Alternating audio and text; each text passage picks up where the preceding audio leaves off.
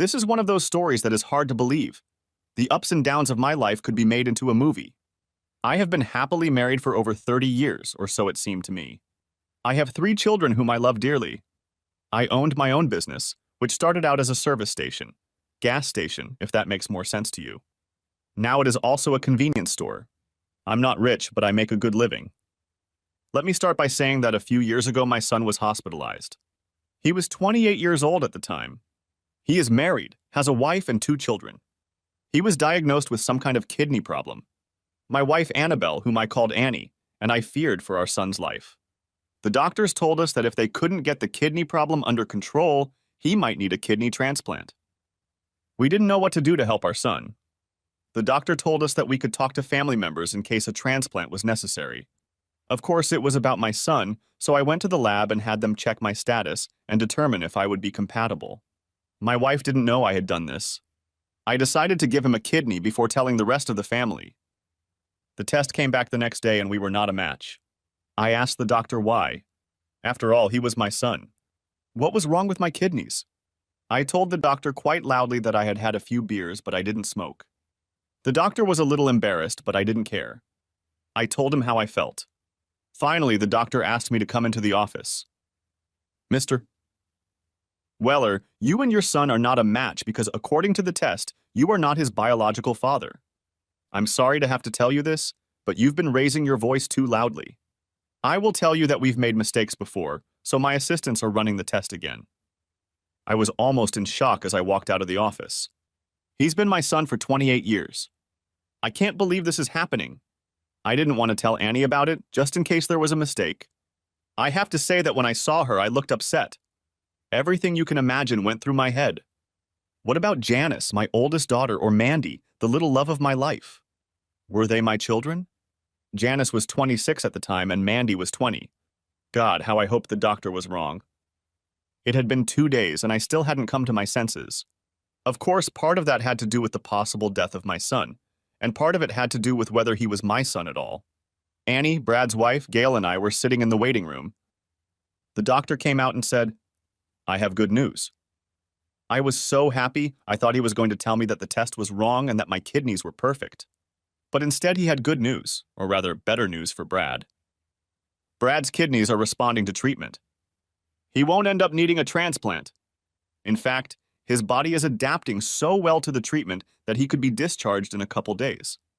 He'll have to watch his diet, but otherwise he should make a full recovery. Everyone was so happy for Brad. The women were crying and Annie kissed me. There was so much relief on her face. I haven't told her about the test yet. I would go back and talk to the doctor the next day. I asked Janice, Mandy, and Annie to take a DNA sample.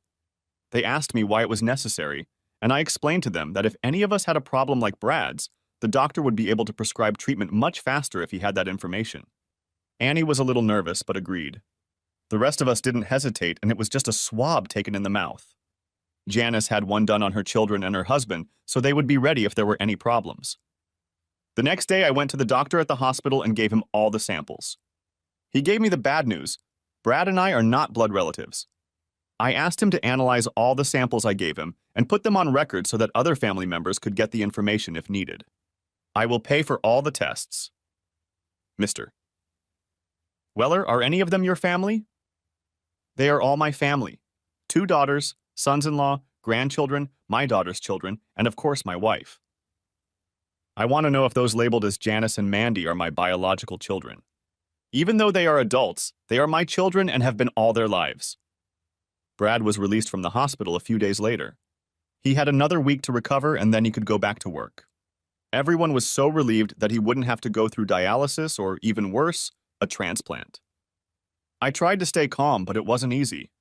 I really needed to know if these girls were my blood. Annie asked me almost every night why I was acting so strange. I simply told her that we had been through a lot in life, and I was thinking about our children, and it wasn't a lie. I came home from work one evening, and Annie was sitting in a chair at the table, looking through some papers and crying. I realized it was the results from the hospital. They must have come in the mail. "When did you do it and why?" she asked me. I went to get my kidneys checked to give them to my son. Since I was his father, I figured it was my responsibility. When the doctor told me I was not his biological father, I sent the test to the girls. I don't know if they are mine or not. When I was picking up the papers, Annie said, "Janice isn't yours, but Mandy is." At this point, she was crying hard. What happens now, Dan? I stood there, unable to find the words. I didn't know what was going to happen next. After 30 years of marriage, I had just learned that my two children, whom I had supported their entire lives, were not mine. I looked at Annie. We talk and talk some more. Maybe we'll stay together. Maybe we'll split up. Dan, that was over 28 years ago. Can't we leave the past in the past? No, we can't. You had sex with someone, and I want to know whose children I've been supporting their entire lives. According to these tests, Janice and Brad are brother and sister. That means you've had sex with someone for at least 5 years, so it wasn't a one-time fling or a mistake. Who the hell were you having an affair with? Hell, it must have happened in the first year of our marriage.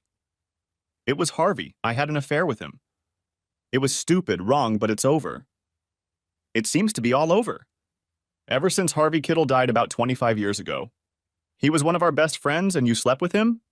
Did his wife Mary know about it? Did she participate in your sexual escapades? Please, Dan, let's not discuss this. I love you. This is all ancient history. Can't we just move on?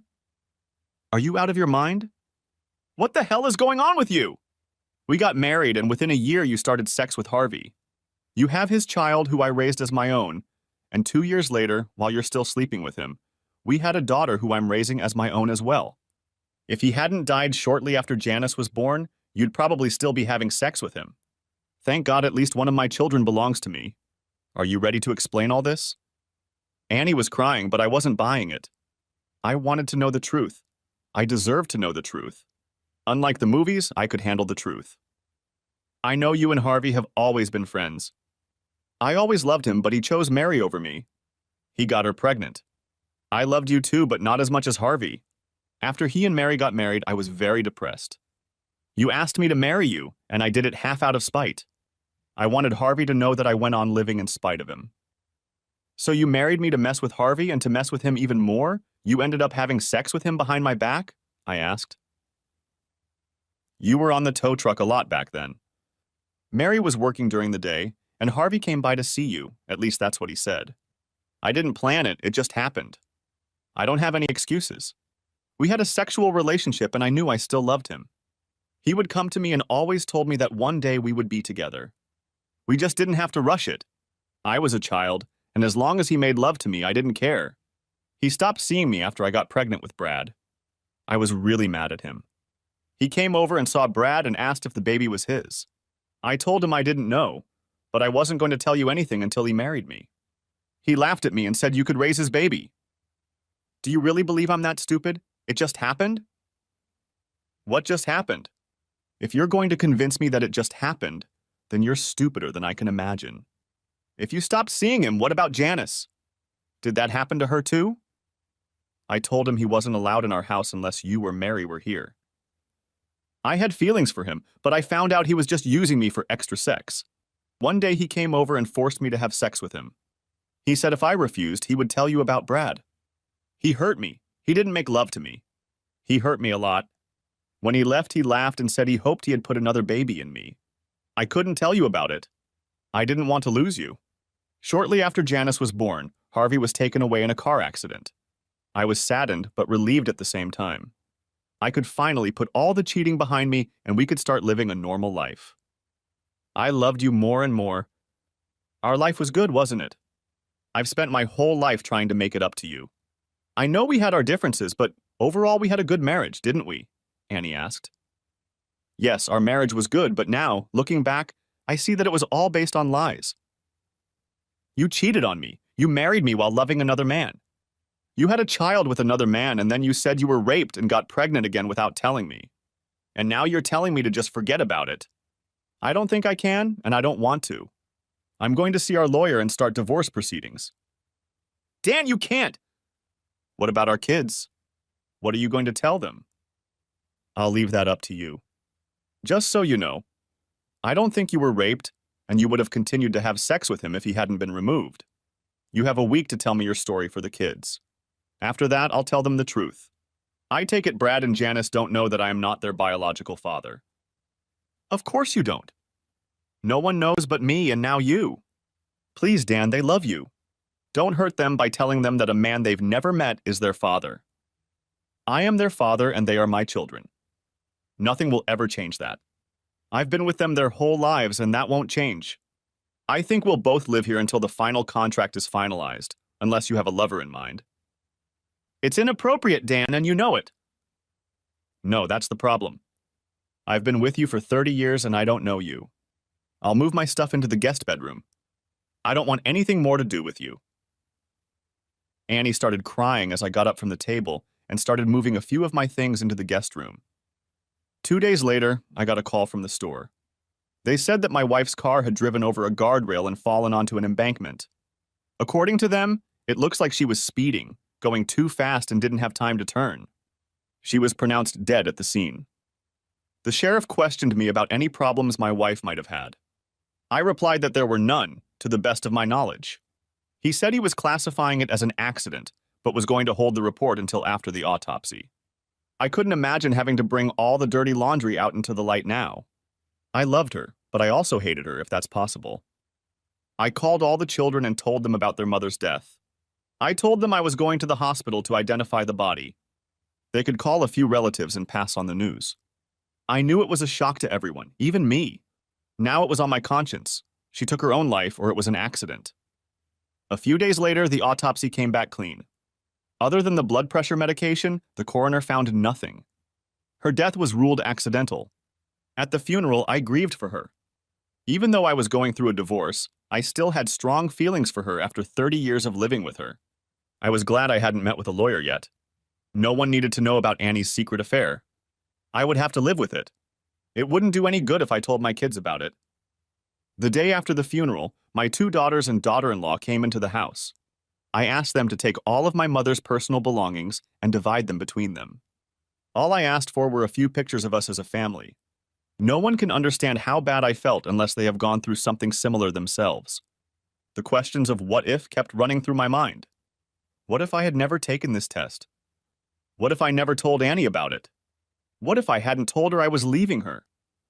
Would any of that have changed, or was she just going too fast that day? Chapter 2. Get involved. This all happened 2 years ago, just before the holidays. And here I was alone again for the holidays. My son and oldest daughter now live about 100 miles away from me. I told them I could come up for a day or two during the vacations. Mandy was a senior in college and said she was going to England with friends for the vacations. The trip was organized by the college. She had asked me about it a few months ago. She was worried that I would be alone. I tried to explain to the kids that I had been living alone for 2 years now. I spent every day at the service station shop and was never alone there. One day I was sitting in my big comfy chair watching a few programs on my old television set. On came a commercial I had seen over and over again about donating $24 a month to give a child in a third world country 3 meals a day, a place to live over their head, proper health care, and a school education. What the hell, do people really believe that? Don't get me wrong. I'm all for feeding the hungry and helping those who can't help themselves. But if I could do all that for $24 a month, I should have moved there myself. Sorry, but I'm not big on sending money and hoping it goes to help children. To those who do it and believe in it, I wish you success and may God bless you. However, it gave me an idea. The next day when I was at the store, one of our local priests came in, and I asked him if the church was doing one of those Christmas campaigns where they put up a tree and then write on it the names of families who need help for the holidays. Well, yes, Dan, we have one. Do you have a family name you'd like to publish? No, Pastor Jim. I need the name of a family I can help over the holidays. Great, Dan. Just come to the church and pick a name. The Christmas tree is pretty full this year. A lot of people are out of work. Jim, can you give me the name of someone you think really needs help? I don't want it to be a family that is having a hard time with a husband who just got laid off. I want a family whose help during the holidays will really make a difference. I'm not just going to give the child a toy. I want to make sure this is a holiday they will never forget. Pastor Jim smiled at me. I think he realized that I wanted to make a difference in my family's life. Dan, I think I have the perfect family for you. We have a young widow with 3 children. They moved here from the big city last year. Her husband was shot during a drug deal gone bad, and she moved here to try to give the kids a fresh start in life. Okay, Jim, thank you so much. I know I'm not the church-going type, but I want to help someone this year. I'll come by later and get the name of the family. When I told Pastor Jim that I didn't like church, he understood what I meant. I believed in God or something bigger than myself. When Annie was alive, I went to church twice a year. I always heard a sermon about where Jesus was born and when he died on the cross. The rest of the time, I attended weddings and funerals. Carmela Wilson was the name on a piece of paper I'd taken off a tree at church. A widow with 3 kids, an address, and a phone number. Pastor Jim told me she worked as a waitress at Joe's restaurant. I think I knew who he was talking about. I've eaten at that restaurant dozens of times in the last year, if not more. I bet the waitress named Carmen was called exactly what Jim had told me her name was. I would go into the store and make sure everything was under control. I was a pretty hands-on boss. I decided to stop by Joe's diner and talk to Carmen. As I walked in, I looked around and Joe waved at me. We had been friends since we were kids. Plus, of course, we were both business owners, which made us a little more communal. I sat down at one of the tables and looked around. It was the time between breakfast and lunch, so it was pretty sparse. I noticed Carmen, who smiled and said she'd be right over. A little information about Carmen. She was in her early 30s, a pleasant-looking woman, but hardly classifiable as beautiful. She was neat and attractive, with shoulder-length dark hair. She had nice legs and a normal bust, however normal it was. It stuck out, but you couldn't put a beer on it. She definitely wasn't thin, but she wasn't fat either. Hell, explaining a woman's facial features is harder than I thought. She had a nice smile, that much I knew for sure. "What can I do for you?" she asked. "Just a cup of coffee and some conversation, if you don't mind." "Yes, for coffee, but I don't know about this conversation," she replied. "I'm sorry, I don't know how to talk to women." "This is not a flirtation. I picked your name on the tree at church and I want to be your friend for the holidays. Look, I'm not really sure what you want. I'll just go get you some coffee." I watched as she went to talk to Joe, and he shook his head when she came back with my coffee. "Okay, Joe says you're fine. I get hit on by men quite often, and I don't need that in my life right now. So what do you want? What's a holiday, friend? I know the church put my kids' names on the tree so they could have Christmas, but they never talked about a friend. Friend, this is my idea. Please let me explain. If you want me to just buy the kids a present when I'm done, that's what I'll do." Without going into too much detail, I was watching TV when a guy said that for $24 a month, I could sponsor a child in another country. They would feed them 3 times a day, give them clothes, schooling, and a roof over their head. All for $24 a month. Dan, isn't it? My kids have $24 worth of milk a month. I can hardly make more than that. She smiled. She had such a beautiful smile. I know, I agree. I have decided that I will be adopting a family from now until the holidays. I want to help you with your material needs through Thanksgiving and Christmas. I want your family to have a memorable Christmas. I am not rich, but I can spare enough money to try to help one family this year, and I have chosen yours. Carmen's eyes were glassy. Are you serious? I was so worried about my kids this year. You see, my husband was... I know, Carmen, he was murdered. Please let me help you help your children. If you feel I'm interfering in your life, just tell me and I'll back off. Why are you doing this? Don't you have family you could help, not a stranger? Look, my wife died 2 years ago. She died in a car accident. God, I feel so sorry for you. It's okay, Carmen. Anyway, my holidays were pretty lousy and I wanted to try to help someone else be happy this year. I have 3 grown children. My son is in his 30s and my daughter, I think, is 29. They are both married and have families of their own. The youngest daughter is a college graduate who is going to England for Christmas. Neither of them are in financial difficulty. So what do you say? Shall we be friends for the holidays? You have a kind face, Dan. For the sake of my children, I'll say yes. Please, no tricks. My family and I have been through a lot in the last year. So, what do you want from me? It's a good idea to start by restocking your coffee and getting an idea of some of your needs. She poured coffee and said she needed to get back to work. Joe was nice, but she needs to do her job. We agreed to talk after she left work the next day. I asked her out to dinner, but she said she needed to be around the kids, but I could come to her house and talk there. I can even have dinner with them if I like macaroni and cheese. Tell you what, Carmen, I'll pick up the pizza and we can eat it. Pepperoni and cheese, okay? She smiled. That would be great, but you better bring 2 pizzas. My 8-year-old can eat half of one by himself. I went over to her place tonight. I didn't know she lived in a project. For those who don't know about these places, I will tell you that they are on public assistance provided by social services or children's services. These organizations help with rent, food, and other things. The bad thing is that it's not the best place to live. A lot of drug addicts and undesirables usually live there. Now I knew that more than anything I wanted to help Carmen and her children. I was met at the door by her 8-year-old son. He was a cute boy and asked what I wanted. I explained that I was a pizza delivery boy and that his mom had invited me to visit. He smiled broadly and said, "Mom said her friend is bringing us pizza today. We don't get pizza from the store very often." As I entered the store, 2 other children ran up to me screaming, "Pizza! Pizza! Pizza! Mommy, the pizza place is here!" a 6-year-old shouted. Carmen entered from the other room. You could see that she had gone to put things in order. "Children, where are your manners? I thought I taught you how to behave in company." "Sorry, Mom, we were just a little excited." Her oldest son looked at me. "We don't get visitors very often. Can we have pizza already?" "Kids, this is Dan, a friend of mine. You can call him Uncle Dan or Mr. Dan." I interrupted Carmen. "Or just call me Dan. What's your name?" The oldest spoke first. "My name is Mike, and I'm 8 years old." Then the second one said, "I'm Mark, and I'm 6 years old. This is my little sister Molly." "Let me tell you," Molly said. "I know who I am. My name is Molly, and I am 4 years old, soon to be 5. I go to kindergarten, and I am very smart." She was the sweetest little girl and looked a lot like her mom. Everyone sat down at the table and started eating pizza.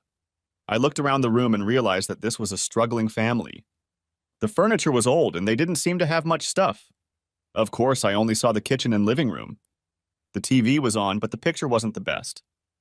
While the kids ate pizza and watched cartoons on TV, I asked Carmen what she would like help with. "Oh my God, I wasn't prepared for this. Look, my kids and I are doing fine. We eat pretty well, but they like what the other kids have, and I just can't afford to buy it for them. You've seen our stupid TV with the crappy picture? I bought basic cable so they have something to watch. We buy our clothes secondhand, but they are happy with whatever they get. They are really great kids. I'm afraid to buy bikes or anything else we have to leave outside. I know they'll get stolen. So, Dan, take this to heart. My kids would love any gift." "Okay, I'll see what I can do to help." "Your children do seem very good. Mike, since you're the oldest, don't you think everyone would like to go to the movies on Saturday? I heard there's a new Harry Potter movie coming out." "Wow, that would be great. Mom, can we go?" "Can we?" "I think so, but only if you kids behave yourselves for the rest of the week." "Carmen, you know this is about you too. Maybe we'll eat at McDonald's while we're there." Molly looked up at me. "I like McDonald's. They have Happy Meals and a playground and everything." "All right, Molly, be a good girl for Mommy and we'll go there on Saturday." The kids were happy and Carmen was smiling. I decided that I had done a good job. Making them happy made me happy. It went on like that for several weekends. We took the kids to places where they could just have fun. I would go to Joe's restaurant for lunch and always sat in Carmen's area. I started leaving her big tips, $10 or so each. "Dan, you don't need to do that. Just make my kids happy, that's all I need." "So you don't need the money?"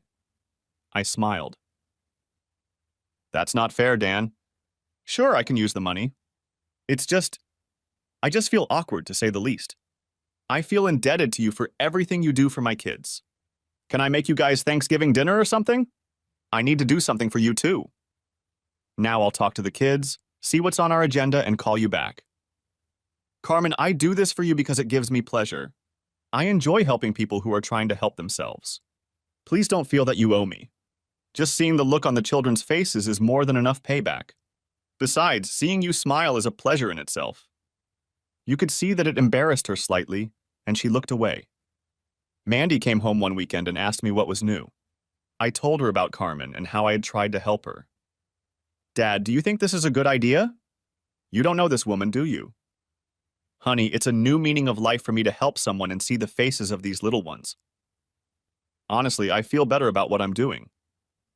I started the conversation with Carmen. I want you to meet Carmen and tell me what you think. I don't know, Dad. I'm kind of uneasy. You say they live in a neighborhood? Isn't that a pretty bad neighborhood for a single woman and her kids? Exactly, that's why I'm trying to help them. Maybe it will help them get back on their feet. Mandy, you've always been my little girl, and now you've grown into a beautiful woman. You don't need my help as much anymore, so I feel like I should help someone. I'll tell you what. I'll have Carmen come over so you can meet her and the kids, and you give me your opinion. Okay, Dad, but no promises. I'll be as honest with you as I can be. I won't sugarcoat it. I knew Mandy was a little worried. She was my rock and always looked out for me. I know she would have told me the truth. She was a lot like me. It was out of character for her to lie. On Saturday, I invited Carmen and the kids over to my house. It was a little chilly, but I decided to grill anyway. I decided that while I cooked outside, Mandy would do her own grilling inside. Carmen appeared in the wrecked car. She had all the kids buckled in and was already unbuckling their seatbelts when Mandy looked at me. "Nice car, Daddy," she said, meaning, of course, the opposite. "What makes you think I'm helping them? What would you say if she drove up in a new car?" "That's a great idea, Dad. This is for you," she smiled. Mike and Mark ran up to me. "Hey, Uncle Dan." "Wow! You guys live here?" "Wow, what a big house." I introduced the boys to Mandy as Carmen led Molly out of the car. Mark, this is my little girl, Mandy." "Hi, boys, nice to meet you," Mandy replied. "Hi, I'm Mike, I'm 8 and Mark is 6. This is Molly getting out of the car. She's our little sister. She's 4 years old." Molly walked over to me and I lifted her into my arms. Mandy watched me carefully. "Molly is my little friend. She holds her own against her brothers just like you," I laughed. "Carmen, this is Mandy, my pride and joy and also my youngest daughter." As they greeted each other, I could almost feel their brains working. Finally, Carmen smiled at Mandy and said, "Look, I know it's different. I know you have tons of questions about who I am and what I'm doing here. I've been asking myself the same questions. Let's just enjoy this day and I'll try to answer some of those questions. I think your father is one of the nicest people I've ever met. So show me the kitchen and we can cook together. Men think that since they cook meat, grilling is a whole meal. We women know better." Mandy looked at me. "I like her already, Daddy." They smiled at each other and we headed into the house. The kids wanted to explore the house. I told them it was okay, but to stay out of the drawers and not to run around. They went from room to room, came back and told their mom about everything they saw. They asked if they could watch my big screen TV, and I asked them if they wanted to go to the store with me and pick out a couple DVDs to watch. Of course they said yes, and Molly asked if she could go too. Carmen intervened. "Molly, why don't you stay here with me and Mandy and help us cook? We girls need to be together." She must have told Molly what was needed because Molly looked at me and said, "Uncle Dan, take the boys and go ahead. I have to help the girls cook." It was so funny to hear that from a 4-year-old. I told her that it was okay and that I would rent a movie just for her. I ended up renting the movie The Little Mermaid for her, and she was smiling a lot when she watched it.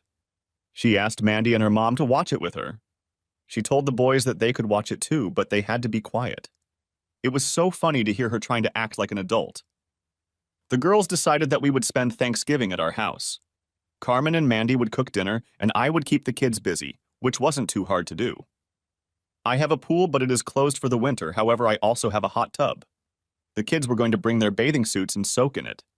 Afterwards, they would watch movies on the big TV. We had over a month to plan Thanksgiving dinner, so Mandy said she would contact Brad and Janice and let them know about dinner at our house. She would also tell them about Carmen and the kids. Also, that anyone who wants to use the hot tub should bring their bathing suits. I had a nice chat with Mandy after Carmen and the kids went home. "Dad, Carmen is a very nice person. She is very sympathetic and is not afraid of work. She told me about her past and about her husband's murder. It was horrible, everything she had to go through. I understand why you want to help her, especially with the children. She doesn't make excuses for her life, and you can see that she is really trying to keep it together. I have to tell you, Daddy, that I think she really cares about you." Of course she will. I'm helping her and her family. I hope she'll be grateful to me, at least a little. No, Daddy, I mean care in the sense of really like, maybe even love. She didn't say that, did she? Dad, she didn't have to do that. We women can sense these things. I think you've fallen in love with her too, Daddy. All I ask is that you be very careful and considerate. Come on, Mandy, I'm just happy for her. This is the happiest I've seen you since Mom died over 2 years ago, Dad. I'm glad to see you happy. I just want you to be more aware of your situation. I knew Mandy was right. I had feelings, strong feelings, for Carmen and the kids. I didn't know where they would lead, but I recognized it. I just didn't know anyone else was as observant. I got a separate call from Brad and Janet. I did my best to explain that I was helping Carmen during the holidays and that I had learned the family's name from the Christmas tree at church. I think I did a pretty good job of embellishing the situation. I explained to them that Carmen wanted to say thank you by helping prepare Thanksgiving dinner. I knew they were a little wary of the situation but agreed to come to dinner. For the next couple of weeks, Carmen and Mandy helped organize all the events. They acted almost like sisters, with Carmen being the oldest and doing most of the planning. Of course, Mandy went to school most of the week and came home on Fridays. I stopped by almost every day for lunch at a restaurant and mostly to see Carmen. At least twice a week I stopped by her apartment to say hello to the kids and bring them some treats. Carmen told me that I spoiled them. I have to say it bothered me a little when I watched Carmen at her job. She was always so friendly and nice to everyone. I saw men hitting on her, but she always smiled and refused advances or dates. I guess it was natural for me.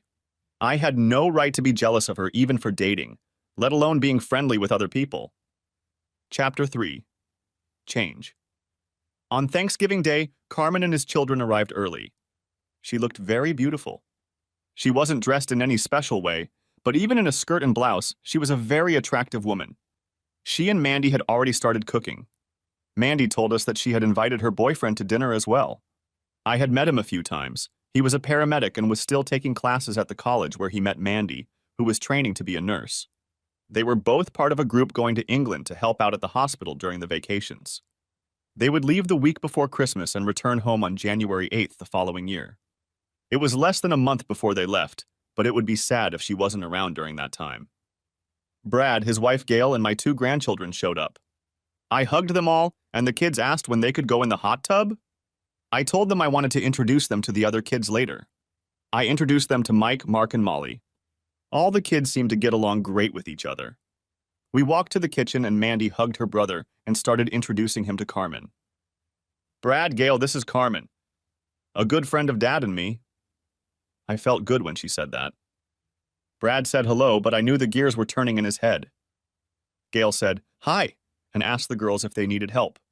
No sooner had everyone gotten back to cooking than Janice and her husband Rob came in. We started getting reacquainted, and Janice's kids ran down to the basement to play with the other kids.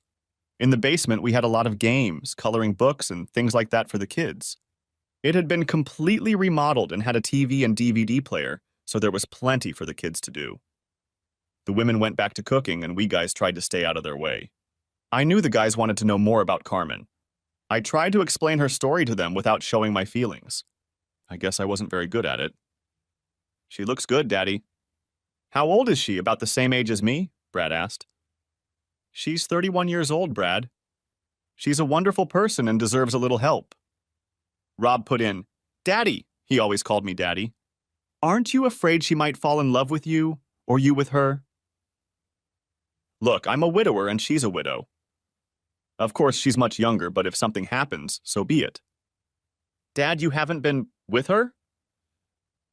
This is kind of inappropriate and definitely personal, Brad. Since you're my son, I'll tell you. No, believe it or not, I didn't even try to kiss her. I'll tell you right now that she's a wonderful woman and I care about her. I'm sorry, Dad. I know it's none of my business, and you must miss Mom. After all, it's been 2 years. This has nothing to do with your mother. In case you haven't noticed, I'm a very lively person, and if I find someone attractive, that's my business. I suggest we change the subject. And actually, we'd better go check on all the kids. Your wives are cooking, and you two had better babysit. We went downstairs and watched the kids. Carmen's children seemed to get along fine with each other. Every few minutes, Molly came up to me to talk. I knew it bothered Brad, but Rob thought she was the sweetest little girl. Mandy went downstairs and brought her boyfriend Ross down to introduce him to everyone. I've met him a few times, and I think he's met Brad before. After introductions, Mandy went back upstairs and Ross joined the conversation. I just met Mandy's friend Carmen. She's a very nice woman. Mandy told me that her husband was murdered. That's too bad. I called Carmen's kids over and introduced them to Ross. Good kids? Too bad their father was killed. I think it's great that you're helping them, Mr. Weller. Thank you, Ross. I picked a name off the tree at church and I actually found a family in great need. I didn't want anyone to know that I had asked Pastor Jim to find a certain type of family. So, Ross, what's new with you? School and work must be taking up a lot of your time. Yes, that's true, but we're going on a trip in a couple weeks, although it's work-related. I'll have a chance to get away for a while and be with Mandy. How are you and Mandy doing? Brad asked. Ross looked at me, then back at Brad. I love her, and I'm thinking of asking her to marry me when we're in England, in front of Big Ben, you know, the big clock. Mr. Weller, do I have your permission to propose to her? Ross, you don't need my permission. Mandy is a strong-willed woman and quite capable of making her own decisions. If you need my blessing, you'll get it. Is that a sure thing? Should I ask her? I think so, but please none of you mention it just in case. I will try to find out if she is ready to get married before I pop the question. I love her, but I want a yes answer, he replied. Our lips are sealed, Ross, and good luck to you. I understood how he felt. Truth be told, I felt the same way he did, but I knew it was best not to talk about it right now. The afternoon went wonderfully. Dinner was fantastic, and everyone seemed to enjoy themselves. The kids took turns swimming in the hot tub. I couldn't get any of the adults to go in it. Carmen told me, maybe another time. I knew I would hold her to that. As the evening wore on, Mandy and Ross left to be alone. I helped Carmen clean the house. Janice and Gail came over and helped. When we were done, Brad and his family were just about to leave. Brad told Carmen that it was nice to meet her and wished her luck. He hoped everything would work out for her. Before leaving, Janice pulled me aside. Daddy, Carmen is a good person, but she's too young for you. Where did that come from? I'm helping her. Dad, she loves you. Any fool can see that. We asked her if she was dating, and she said she had a boyfriend. Daddy, you are that boyfriend. Otherwise, she wouldn't have come here today. Just be careful, Dad. After everyone left, Carmen gathered the kids and told me she had a great time. She liked my family and thought they were all nice. I don't know why I did it, but I leaned forward and kissed her. It was a long, soft kiss. When we pulled away, tears came to her eyes. You didn't have to do that, Dan. I have to go. She picked up the kids, who quickly said goodbye to me and got into the car. I went to the car window and said to Carmen, I'm sorry. I stepped out of line. Please forgive me. The problem is, Dan, I've wanted you to do this for so long. With those words, she pulled her old car off the road and headed home. I didn't hear from her on Friday, Saturday, or even Sunday. I was worried about what I had done. On Monday, I went to the restaurant, but she wasn't there. Joe told me that she had to take Molly to daycare today and would be back in a little while. I had to stop by the store and decided to come back at lunchtime, but one of my employees was sick and I had to stay and work my shift. I tried to give Carmen some space after I crossed the line. After all, I was supposed to be a vacation buddy, not her lover. I got home and then my phone rang. I looked at the caller ID and saw that it was Carmen. Hi, Carmen, I'm so sorry. Dan, our apartment was broken into. I just got home from taking the kids and someone took our stuff. Even the old TV. All we have left are our clothes, she cried. I don't know what to do. The police are here now taking a report. They thought it was someone looking for things to pawn for drugs. We don't have anything of value, but they took what little we had. God, how awful it was to hear her cry. Carmen, get your suitcases or bags or something and put your and the kids' clothes in there. I'll be there in about 15 minutes. Everything will be fine. I promise you. Dan, I didn't know who else. It's okay, Carmen. I'm glad I was the one you called. Now go pack your things and I'll be there soon. I took the car and went to get Carmen and the kids. Molly was crying and said she was scared. I told her everything was going to be okay. I would take them all back to my house. Carmen looked up at me in surprise. I thought you were dropping us off at a motel for the night. No, you're all going home with me. Put all the stuff you packed in your car. Take my car and the kids. I'll drive yours with your stuff. She didn't ask any questions. She just did what I said. I talked to the police officer and told him they could contact her at my house. I gave him my phone number if he needed to contact us. He told me that they probably wouldn't get any of her stuff back. She didn't list anything of real value that they could trace. All they did was trash the apartment pretty badly. I thanked the officer, got into Carmen's clunker, and tried to start it. I was unable to start it. The officer helped me start it and I headed home. When I arrived, Carmen and the children were sitting on the porch. It's open. Why didn't you come in? You weren't here, and we weren't just going to walk in, Carmen replied.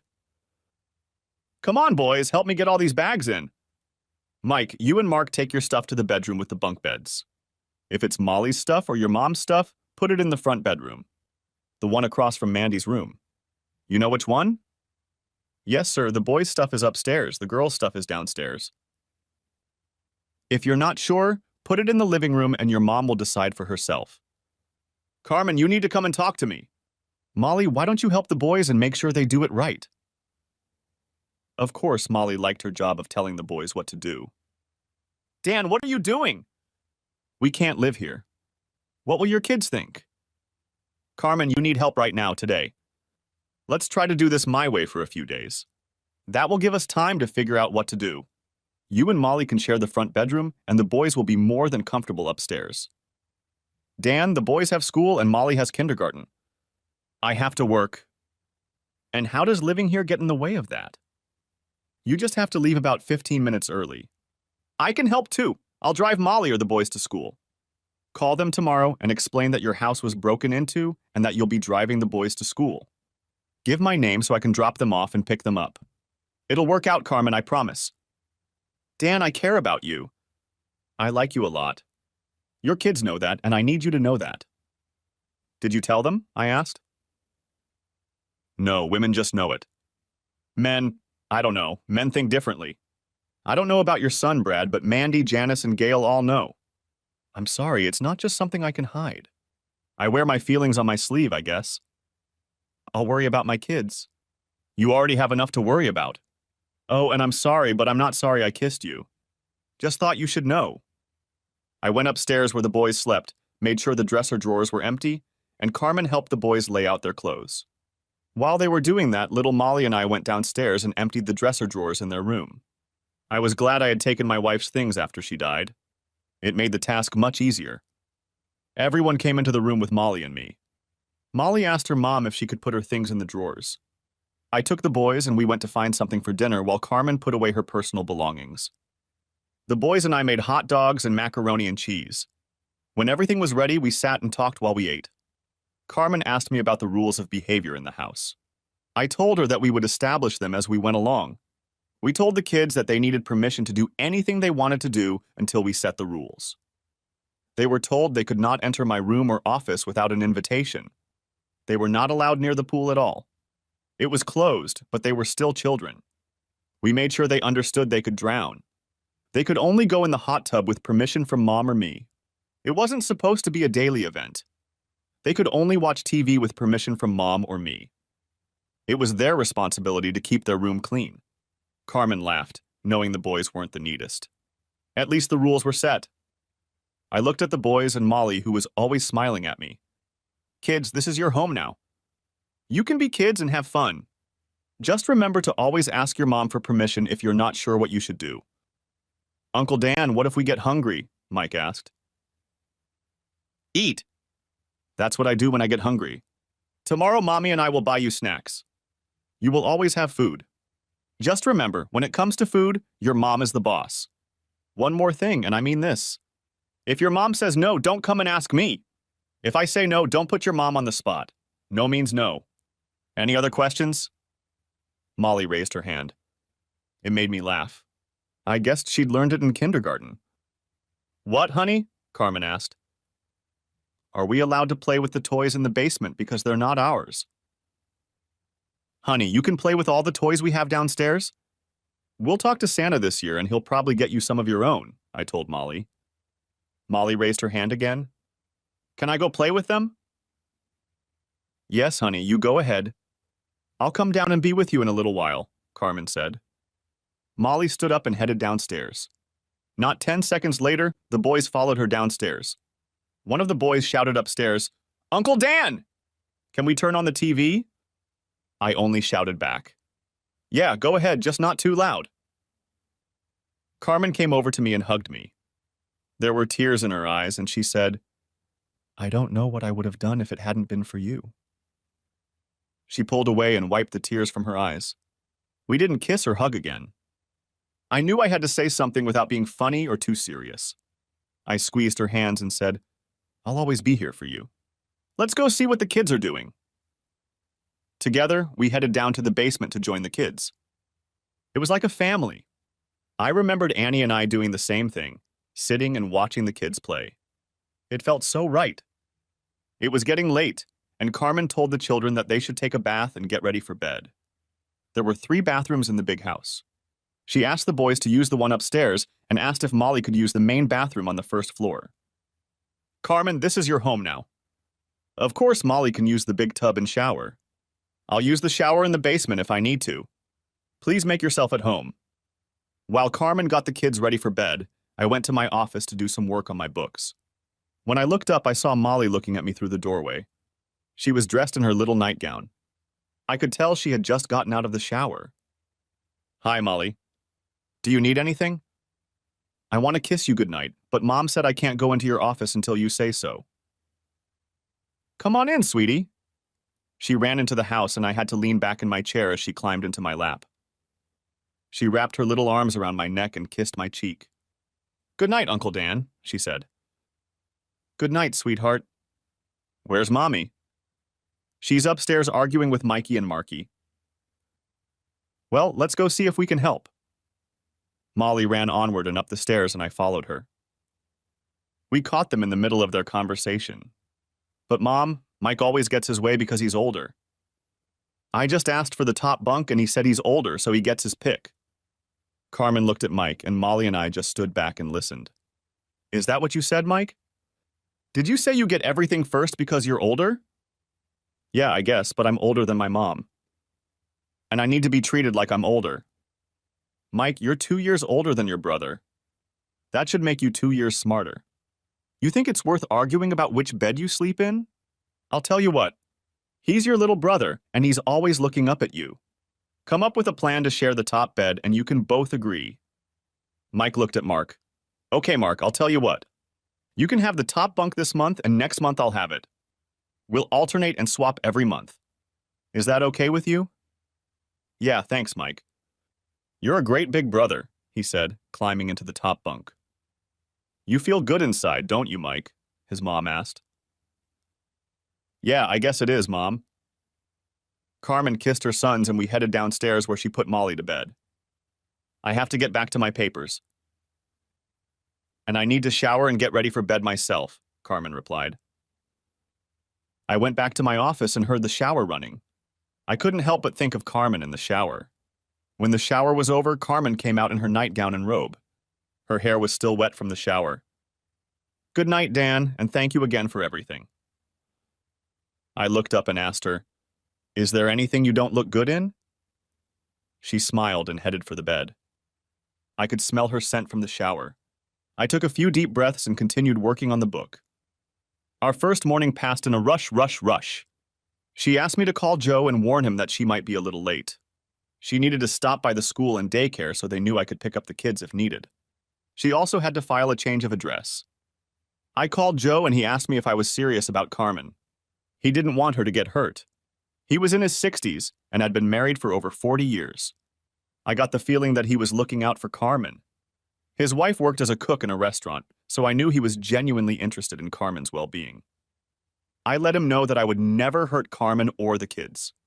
I tried to help them, but I had feelings for all of them. In the evening, we went back to her old apartment and packed up everything she wanted, which wasn't much. She turned in her keys to the office and informed us that she had moved out and the month's rent was paid. She didn't have to give notice as the apartment had been broken into. Mike and Mark came with me in the truck and Carmen and Molly in her clunker. When we got back to the house, the phone rang. Carmen answered it, and it was Mandy. Mandy asked Carmen why she was at the house, and Carmen started to explain to her how her apartment had been broken into and she and her kids were almost homeless until I offered to let her stay with me. Mandy asked to talk to me. Dad, are you sure about this? You know she loves you, right? What do you think I should have done, Mandy?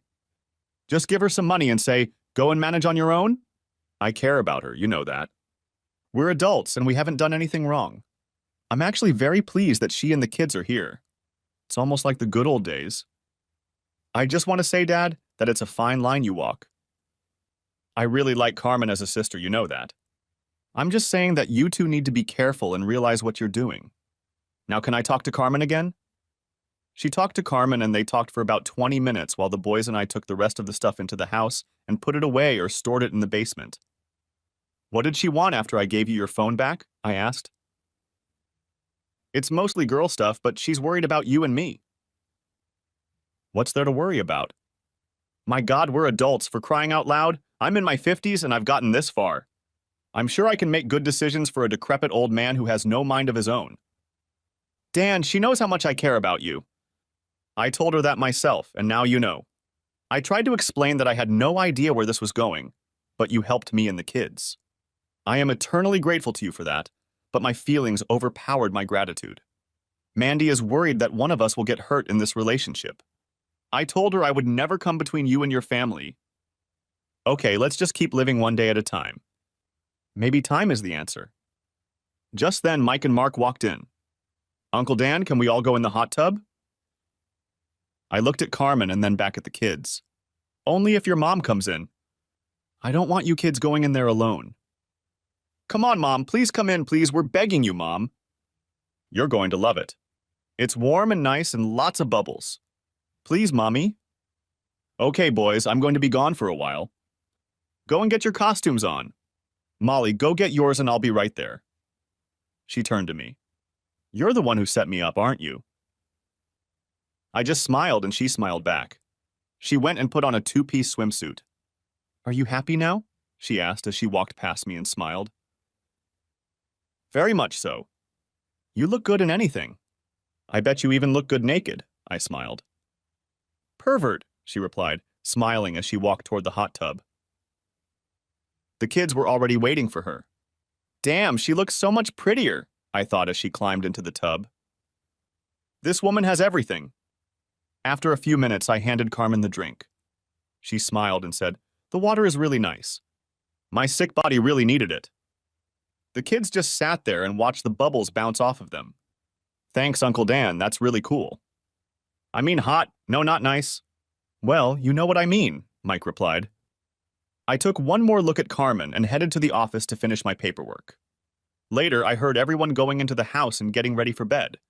I knew that in a few minutes I would see Molly peeking into my office. She was smiling and waiting for me to tell her it was okay to come in. No person with any feelings could reject this little girl. The same could be said for her mom. Molly came in, climbed into my lap, kissed me, and hugged me.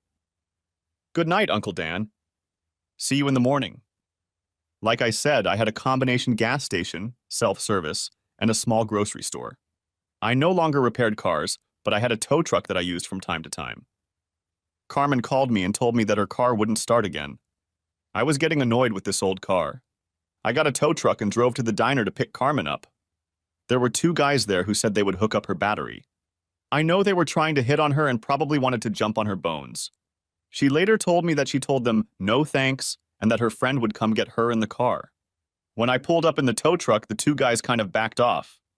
I looked at Carmen and told the guys thanks for helping my fiancé, but I'll take it from here. Apparently that made them nervous as they left pretty quickly. I hooked up her clunker and she climbed into the truck. Since it was mounted so high, I could see a lot of leg. Climbing into the cab, she took her time straightening her dress. Thanks for coming, Dan. I told you I'd always be there for you, and I meant it. Are you mad that someone else offered to help me? Yes and no. I want everyone to know what a wonderful person you are, but I guess it bothers me when people hit on you. I didn't do anything wrong, Dan. I know. I was just answering your question. Besides, I don't own you. You told those guys I was your fiancé? Why did you say that? I didn't bother to answer her question. I just walked down the road and pulled into the junkyard. What are we doing here, Dan? I'll give you a couple $100 for that pile of junk. You've already gotten enough in it. Get your personal belongings out and put everything in this garbage bag. We'll go through it later. Dan, what am I supposed to drive? We'll talk later. We have to hurry to get the kids in time. She stowed all of her personal belongings in the truck, along with the rest of her shoes and baby toys. We signed the title and got $300 for the clunker. We picked up Molly's car seat and headed home. I opened the garage door and told Carmen she could drive my old car. It only had 8,000 miles on it and was 4 years old. I'd bought it with the insurance money I'd gotten for Annie's car after the accident. Needless to say, her car was totaled. I usually drove the truck, so the car was rarely used. The only time I drove it was to take Carmen and the kids out. She put Molly's car seat in it and left to get the kids. When they got back, Mark told me that they had gotten a new car. It was much nicer than their mom's old car. Dan, I'll pay you for the car. How much do you want? Carmen, just drive the damn car. You need something better, and this is a damn good car. That way I'll keep it in my name and keep paying the insurance. It'll save you a few more bucks. Dan, I don't want to say this, but what if we don't stay together? You know, if I move somewhere else?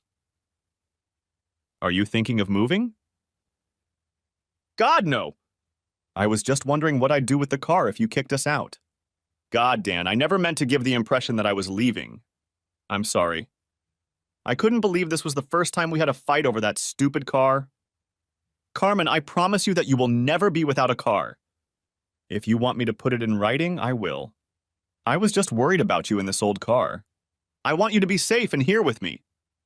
I couldn't believe it, but she came up to me and kissed me.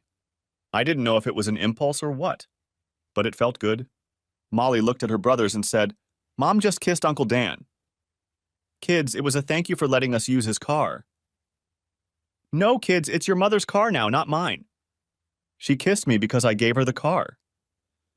Carmen turned around and kissed me again. Okay, everyone, time to get ready for dinner. Do you want me to cook for you, or do you want Mom to drive us all to McDonald's in her new car? McDonald's! Everyone shouted. Chapter 4. Shit hits the fan. I was at the store on Friday, and of course Carmen was at work. My kids, Brad, Janice, and Mandy, came into the store to see me. Daddy, we need to talk to you. Can we all go over to your house for a little while? It was more of a statement than a question. Sure, go home. I'll be there in a few minutes. Just let me in.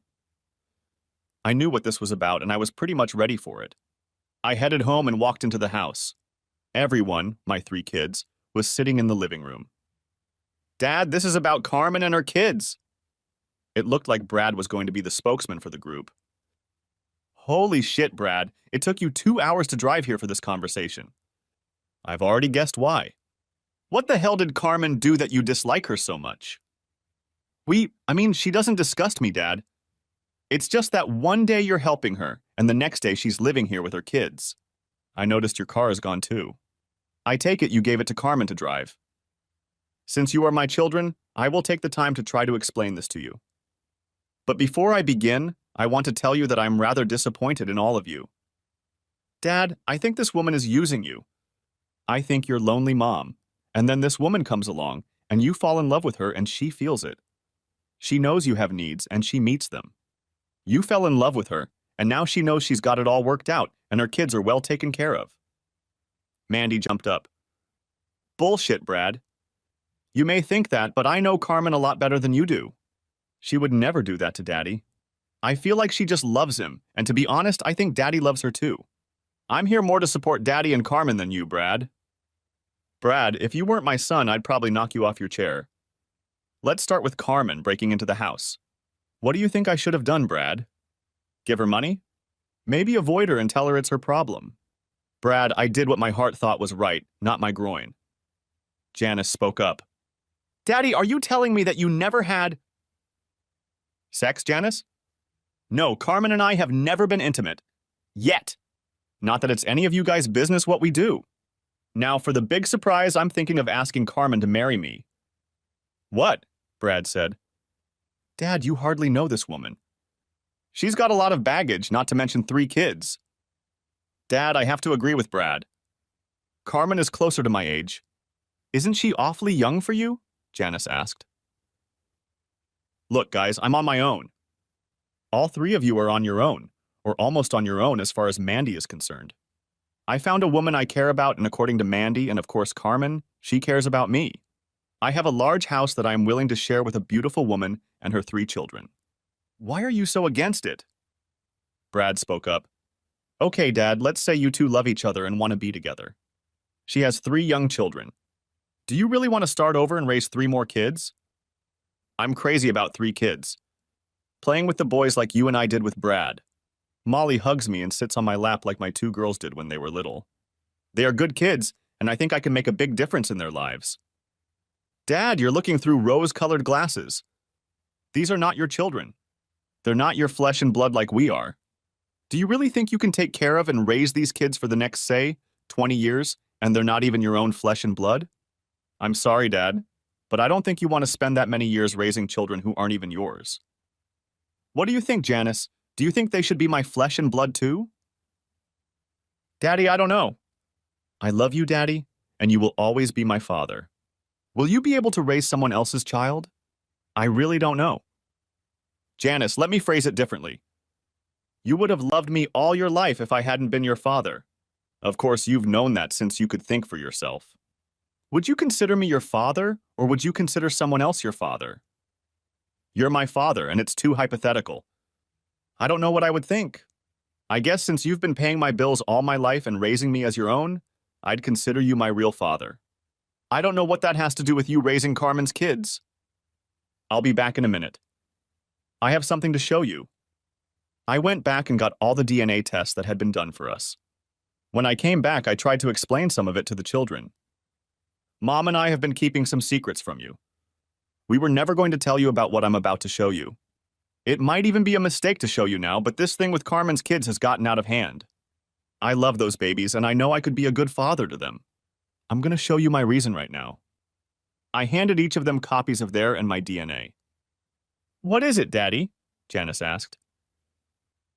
These are the results of Brad and your DNA test. See, it says here that you are brother and sister. That means you have the same biological parents. And here are Mandy's results, and as you can see, not all of the same blocks are marked here. That means it's likely that only one of her parents is likely to be yours and Brad's. Mandy began to cry. Are you telling me you're not my biological father? No, Mandy, here's my DNA.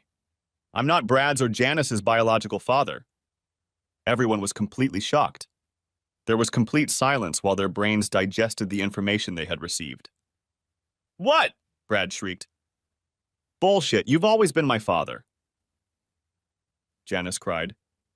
Is that why you asked me about my father, Daddy? Now I can answer honestly. You are my father. I don't care what some stupid test said, you are my father and always will be.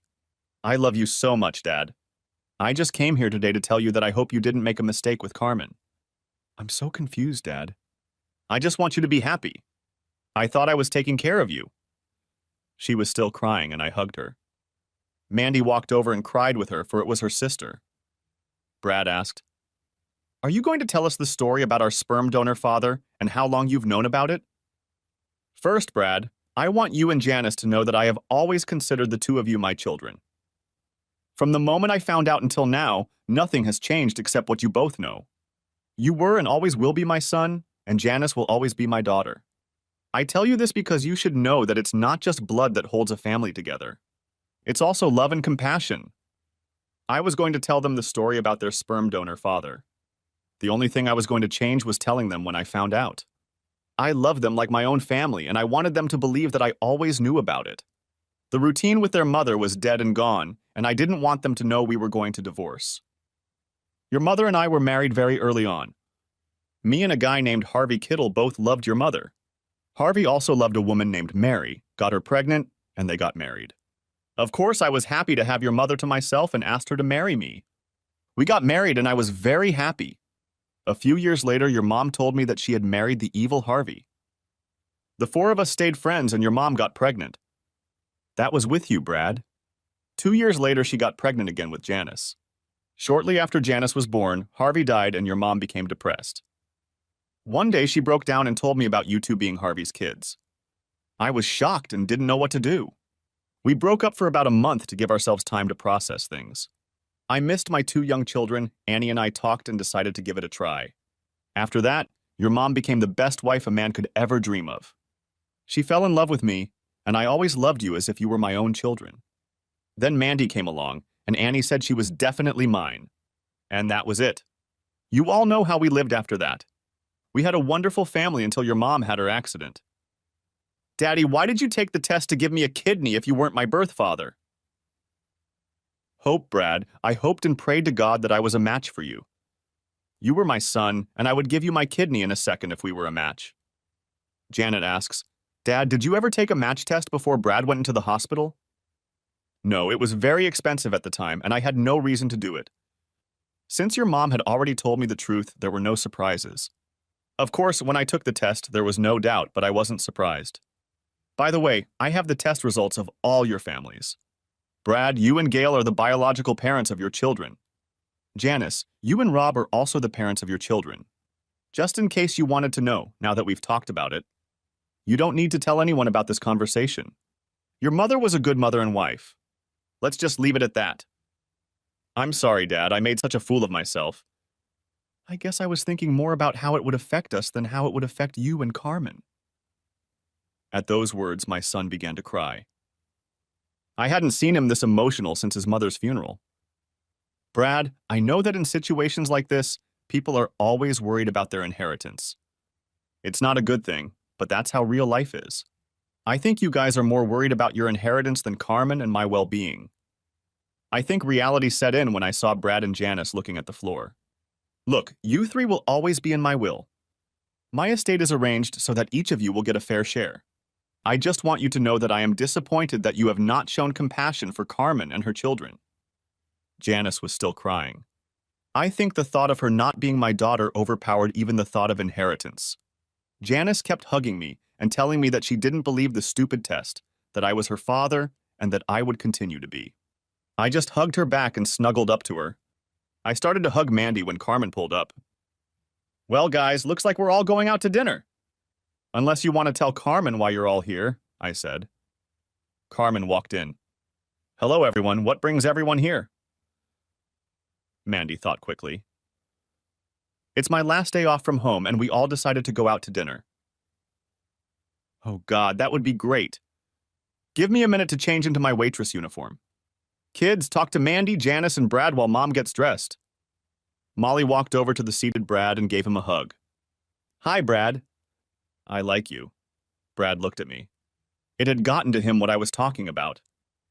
Mike walked over to Janice and asked, You brought your kids so we can play.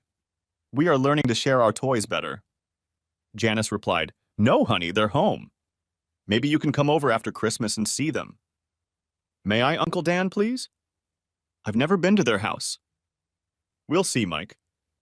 It's still a couple weeks away, I replied. Mandy asked Mark what new things had happened.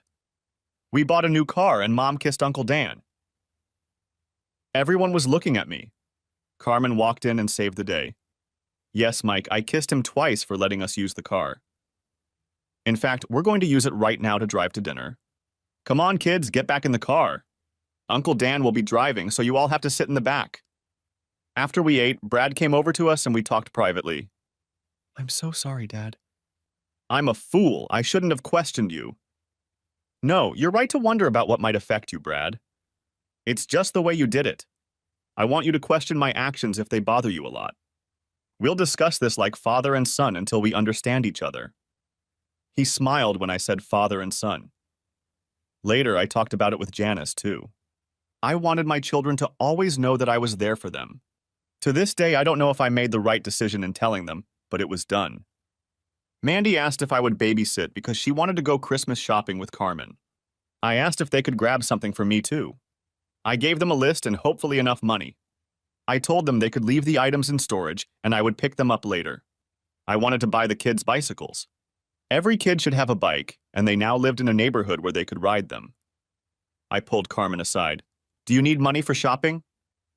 No, I'm not shopping for myself. Just for you and the kids for Christmas. I got this $300 when my friend sold my old car. I knew she was too proud to take more money. She wanted to give the kids nice things without spoiling them. That wasn't easy to do. I asked Carmen if I could use her car to take the kids shopping, and she laughed. Just be careful with it and don't eat in it. I only got it a few days ago, she smiled. I took the kids to see Santa and take pictures with him. I told all three of them that we are shopping for Mom for Christmas. They can pick out the gift they want to give her. Uncle Dan, Mark said. I don't have any money. I want to buy my mom something nice. Okay, kids. Here's what I'm going to do. I'm going to give each of you $20 for shopping. It's only for your mom, not for yourselves. So look for things that cost less than $20. Uncle Dan, can we carry the money ourselves? Mike asked. Okay, but keep it in your pocket so you don't lose it. Only take it out when you're ready to pay for the gift. I gave each boy a $20 bill, and they folded them up and put them in their pocket. Molly had a little purse with her junk in it, and we found a place in it for her money.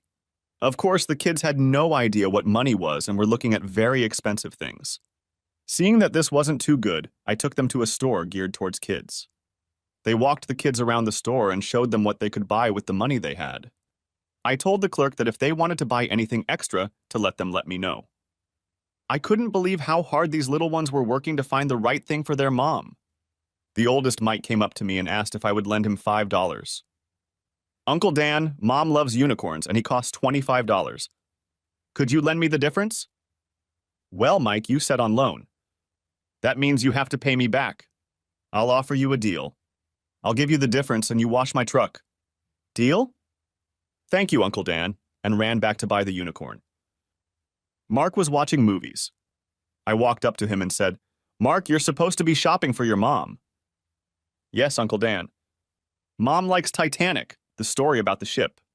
She also likes the movie Shrek. It made her laugh. I don't have enough money for both movies, and I'm trying to decide which one to buy. Take them both, Mark. Here's the extra money you'll need. When Mike washes my truck, you have to help him. Thanks, Uncle Dan. Mom will like them. I looked at the woman trying to help Molly. Molly continued to shake her head negatively. What's the matter, Molly? Can't you find what you need?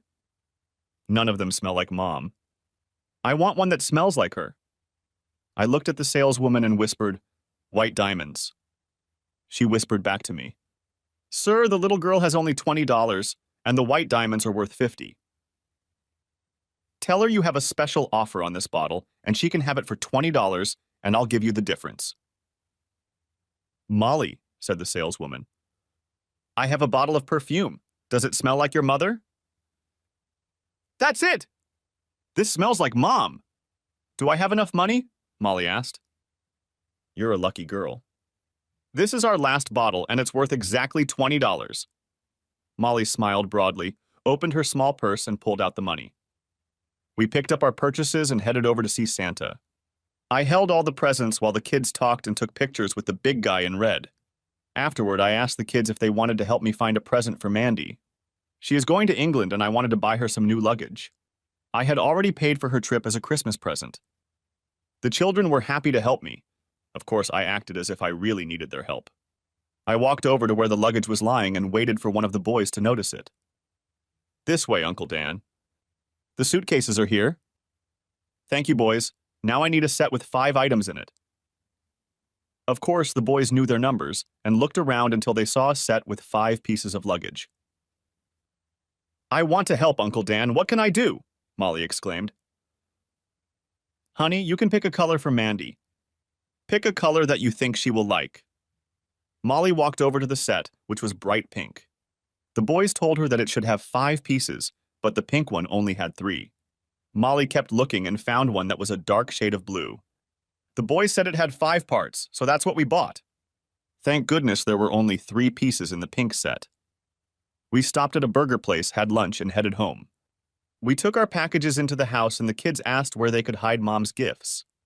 They gave them to me to put them in the office. I told them to put Mandy's luggage on her bed so she could see it when she got home. We picked out a Christmas card for Mandy, and all three kids signed it themselves, including Molly. I told the kids that the gift would be from them. After the girls came back, the boys had to tell Mandy to go to her room. Sure enough, she saw the luggage and a card from the kids. They were all grinning like Cheshire cats looking at Mandy. She hugged and kissed each of them, thanking them for the wonderful gift. The next few weeks flew by. Between work and the children's school visits, we kept busy all the time. We bought a tree and put up Christmas decorations. It was the first time in 3 years that I had a Christmas tree. The presence of the kids made the whole holiday season beautiful. Mandy went to England, and we told Janice and Brad that we would visit them on the 26th, the day after Christmas. The preparations for Christmas were very hectic, but the evenings were wonderful. Every night the 5 of us would sit in the living room and watch all the Christmas programs. I knew that's what I wanted to do. I went shopping and bought Carmen a few things and just gave her a gift certificate to a women's store. I figured she could buy what she wanted. I went to a jewelry store and bought her an engagement ring. Then I bought her a very sexy red satin and lace nightgown. These 2 things were my special gift to her. Christmas morning came and the children were excited. The boys came downstairs and said Santa had come, and there were all kinds of presents under the tree. I told them to look in their stockings and I made coffee myself. It was such a beautiful sight to watch the 3 kids that morning. Even more beautiful was the happiness and joy that appeared on Carmen's face every time one of the children opened a present. Carmen opened presents from his children. She was so excited. From Mark, she got her favorite movies, from Mike, she got a unicorn, and from Molly, she got perfume. Molly said, "Mommy, that was the last bottle and I just had enough money." Carmen looked at the bottom, saw the $50 price tag, looked at me and smiled. I got some nice gifts from Carmen. I didn't expect her to buy me anything, but it was all so nice. She said Mandy told her what I liked, and she did her best to buy me what she could. I had 3 cards on the Christmas tree. I addressed one to each of the children. I hid each of them a bike somewhere in the house, and they were told where to find it. I have never seen 3 happier children receiving their first bikes. Molly already had a bike, but we bought her training wheels to start with. We bought them for Mark too, but we knew he wouldn't use them. His older brother didn't have them. While the kids played with their toys, I handed Carmen her big box of sexy nightgowns. "Wow, that's beautiful. What made you buy it?" Carmen asked. I held out a small package to her. "This comes with it." When she opened it, she cried. When she opened the box and saw the ring, I asked her to marry me. She cried and hugged me. "Why, Dan, why?" "Because I love you, and these 2 months have been the best for me. I want you and the kids to be with me always. So, is the answer yes?" "Dan, the answer is no." Please hear me out before jumping to conclusions. I love you with all my heart. I am sincere about it. For now, the answer is no. I don't understand. Is it because of my age? Dan, please let me finish. No, it's not your age, it's us. We've only known each other for a couple months. It's been a couple of the best months of my life. But it's still only a couple months. You decided to help a family in need. You've done more for this family than you can imagine. After the holidays, things will go back to normal. People will be themselves again. I have a proposition for you. Okay, I'm listening. I want to rent out our rooms. I'll give you $200 a week to help pay expenses. You can have more if you let me. I want us to be a family and live as a family. If in, say 6 months or sooner, you think it's not working out, just say the word and we'll make another arrangement. I just want you to be sure. It takes time to get used to a woman in your house and 3 kids. I need help paying for myself and being productive. I need your family to see that I'm not some fly-by-night skank who wants your money. I need you to realize that I really do love you, and those aren't just words. Time, Dan. All I'm asking for is time. I'm not going anywhere until you send me away. She handed the ring back to me and kissed me again. She asked if she could keep her nightgown. I think I understood what she was trying to say. We shouldn't rush into marriage right away, but we should make sure it's something we both really want. I figured I could live with that, but I was hoping to get closer to her sexually and lovingly. Our day was busy with the kids playing with their toys. It was cold outside, but since there was no snow, the kids wanted to ride their bikes. Carmen and I put on our coats and watched them ride their new bikes. About mid-afternoon, we got a call from England. It was Mandy. She was calling to let us know that Ross had proposed to her and she had accepted. He proposed to her in front of Big Ben for hours. They're getting married next June. We told her how happy we were for her and wished each other a Merry Christmas.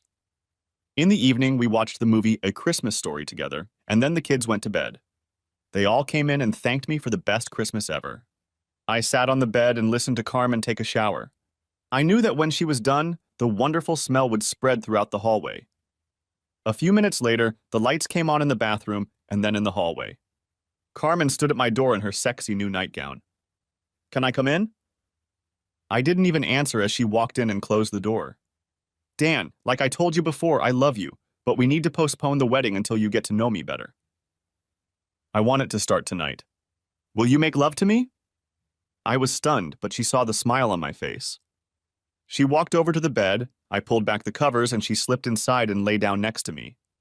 The only source of light in the room was the reading lamp I was using. I left it on so I could see the woman I'd been thinking about for the past 2 months. It was an unforgettable night. But when I woke up in the morning, she wasn't in my bed. I got up and looked into her room. She and Molly were sound asleep. I went into the kitchen and put the coffee on to boil. After everyone woke up, we had breakfast, and then we had to get dressed because we were going to Janice and her family. We would be having a big Christmas dinner in a day. Brad and his family were there too. We exchanged gifts, and I was surprised that they bought something for Carmen and the kids. Carmen bought something for both Brad and Janice's kids. Mandy told Carmen that we always buy gifts for the kids, but we don't usually buy for the adults. Brad just told her that Gail saw the sweater and thought it would look good on Carmen. Everyone talked about Christmas and the presents they would receive. Mandy called them to tell them about the upcoming wedding. Brad looked at me. I knew he was wondering if I had proposed to Carmen.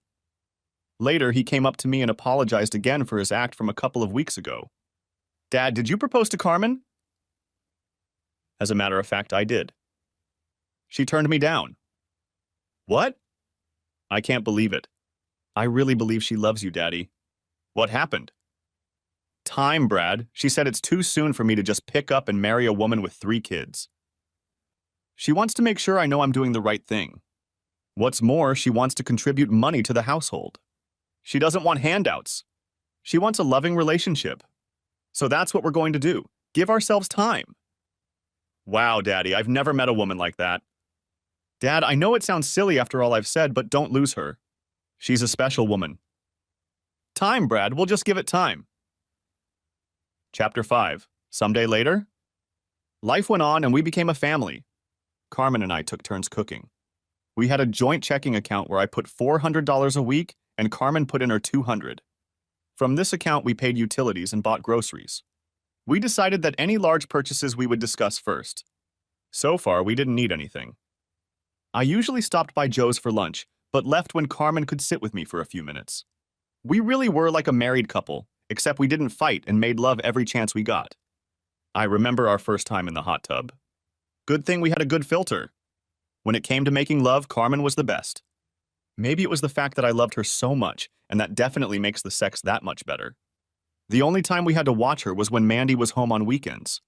We would ask Mandy to watch the kids while we went somewhere. We're sure Mandy noticed this, but never said anything.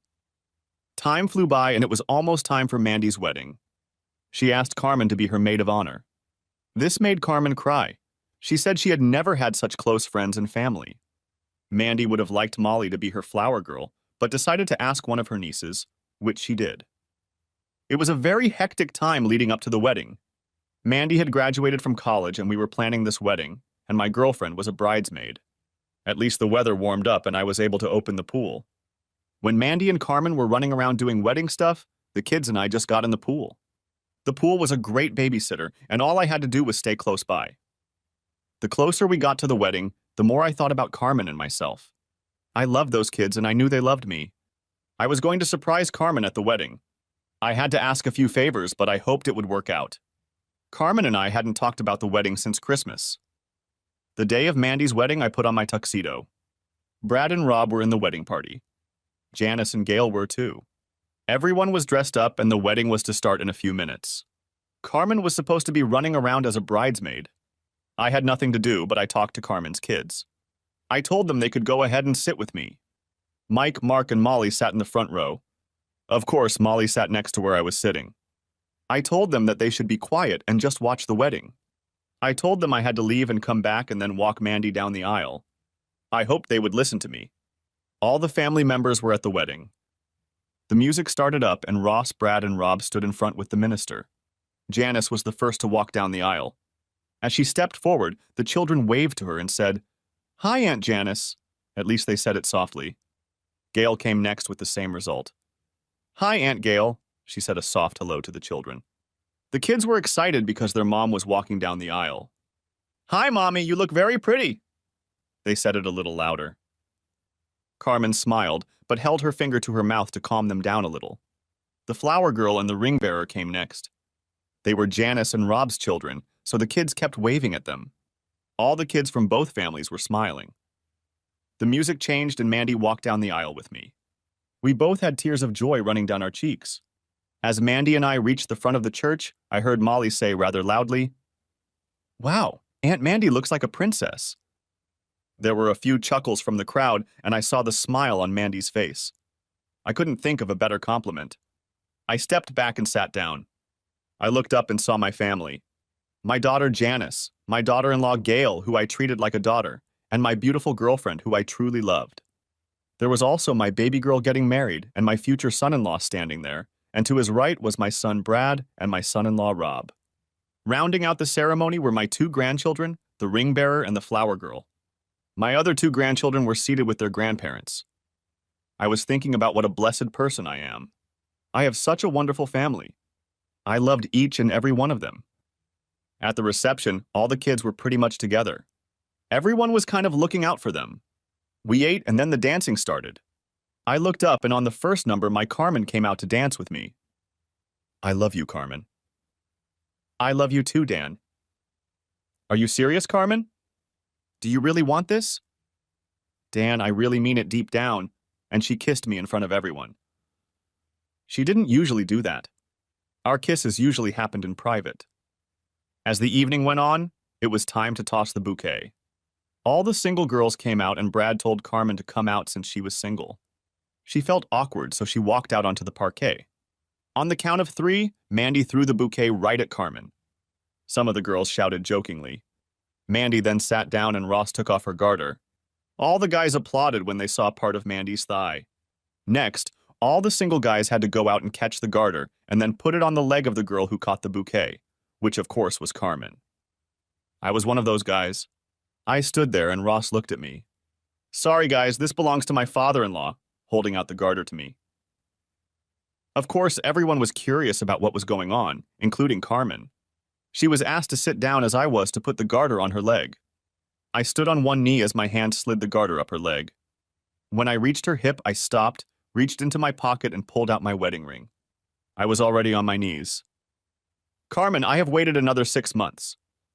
In the presence of all my family and friends, I ask you, will you marry me?" Everyone stood in complete silence, waiting for her answer. Then Molly emerged from the crowd of people. She looked at her mother, who had tears in her eyes, and said, "Say yes, Mommy." "Dan, I love you with all my heart. I will do anything to make you happy. Yes, I will marry you." Everyone started screaming. Mandy walked over to Carmen and they both cried. I doubt there was a single dry eye in the place, but I knew my eyes weren't dry when I walked over and kissed my bride-to-be. Epilogue. We are now happily married. Carmen quit her job at Joe's Diner and now helps run the gas station and convenience store. Everyone likes her and says it's nice to work at such a family-oriented place. We are deciding if I should adopt children. I told Carmen I wanted to, and she said it would have to wait a little while. Molly already calls me Daddy, and the boys sometimes call me Daddy and sometimes Uncle Dan. I think they do it to confuse some of their new friends. I look back on my life and wonder what would have happened to my family if I had known about Harvey Kittle all those years ago. I also think about what would have happened to my family if Annie hadn't died in that accident. Life is a very fragile thing. One mistake early in life can change the future forever. It's really something to think about. I'm sitting on the couch with my new wife. We cuddle while my new family plays on the floor and we watch TV together. Today we are going to watch a love story. Mark bought his mom Titanic for Christmas and we are going to watch it together. All except Molly, she'll fall asleep about halfway through. Thanks for watching, I hope you enjoyed it. So subscribe to the channel and watch the next video.